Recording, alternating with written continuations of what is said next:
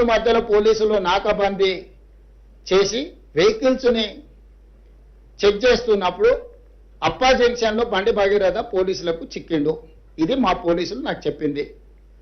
నిజంగానే అతన్ని సరెండర్ చేసేది ఉంటే అతను ఎక్కడున్నాడో అక్కడికి ఈడ మా అబ్బాయి ఉన్నాడు, మీరు వచ్చి పోలీసులు ఇతన్ని సరెండర్ చేసుకోండి అని చెప్పిండ్రు అనుకోండి, అప్పుడు మనం సరెండర్ అనుకోవచ్చు.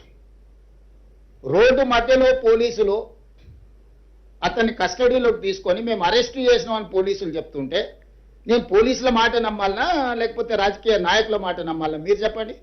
నేను అనేది ఏంటంటే అతను దగ్గరుండే పంపించి ఉండొచ్చు, నేను దగ్గర ఉన్నాడా లేడా అనేది నేను గవా కాదు, అతను ఏం చెప్తే అదే నిజం.